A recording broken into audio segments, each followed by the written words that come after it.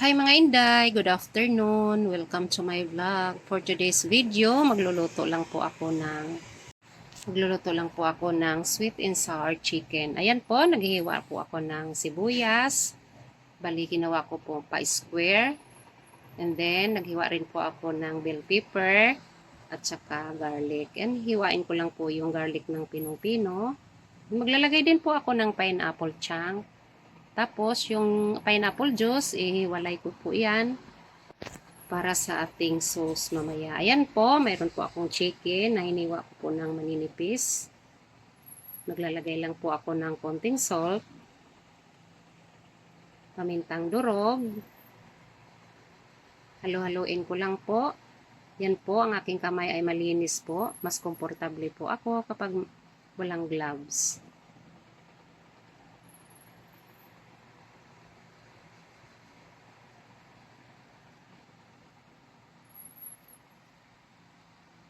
Ayan po. Gagawa lang po ako ng sauce.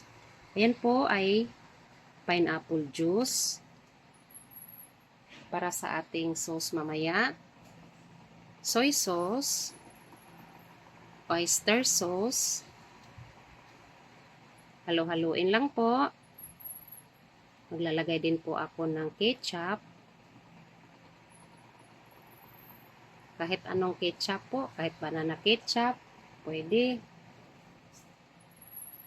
Maglalagay po ako ng pamintang durog at saka calamansi juice. Maglalagay din po ako ng konting sugar. Lulisawin po natin ng maigi.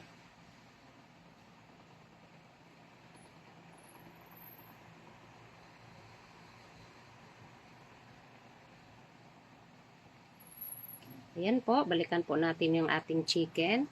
Lagyan ko po ng isang egg, tsaka isang cup na flour. Halo-haloin lang po.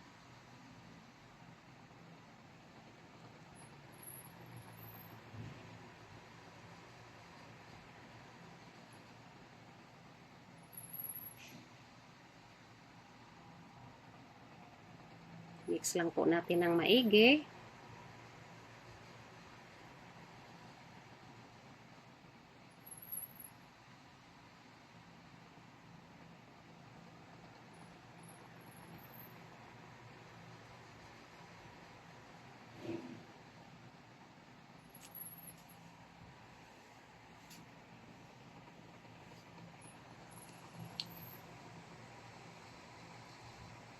Ayan po, isipirit lang po natin yan.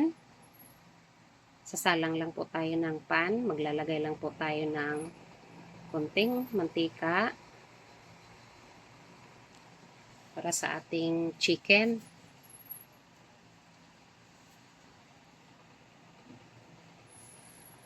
Ayan po, mainit na po ang ating mantika. Maglalagay na po tayo ng chicken.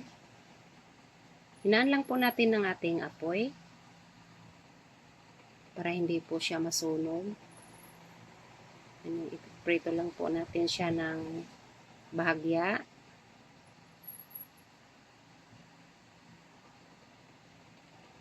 Balibalik ta rin lang po natin maya-maya para hindi po masunog.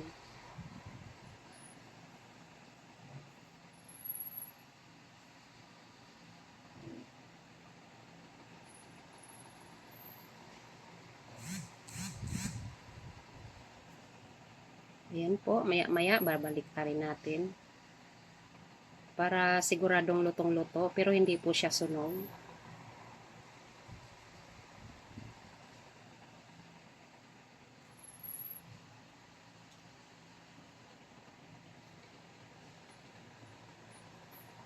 Mahinang mahina lang po ang apoy.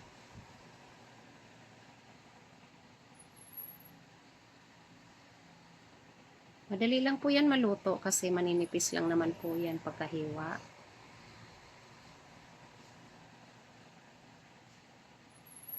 Ayan po, luto na po.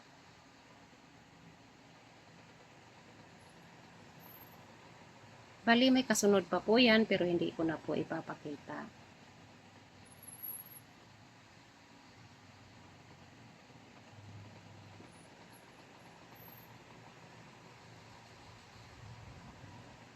Ayan po. Ganyan lang po. Maglalagay lang din po ako ng mantika para sa ating panggisa. Lalagay ko na po yung garlic.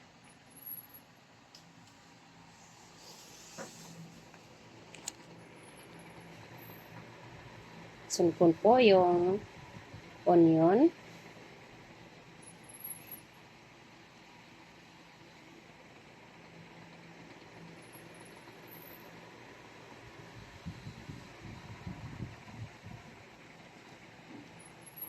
And then, yung bell pepper.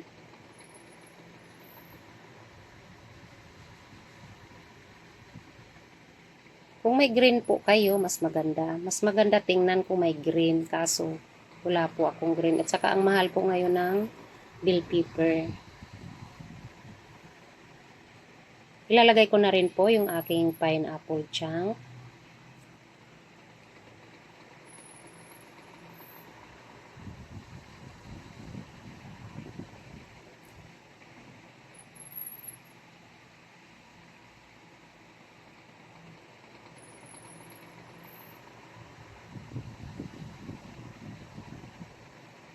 Isusunod ko na po itong ating ginawang sauce. Ayan po, malasang-malasa na po yan. Saktong-sakto lang po yung timpla niyan.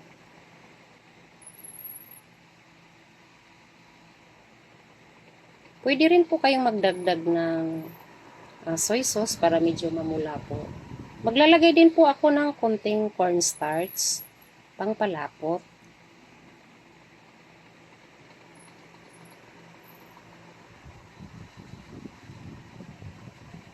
Medyo naparami po yata ako ng lagay.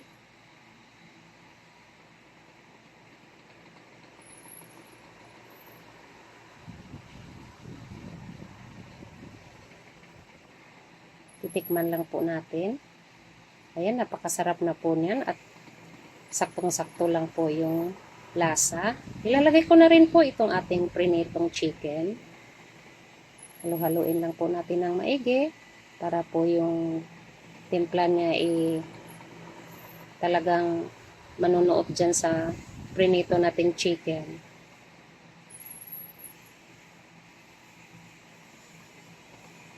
Haluin lang po ng maigi hanggang mag-absorb yung lasa doon sa mga chicken.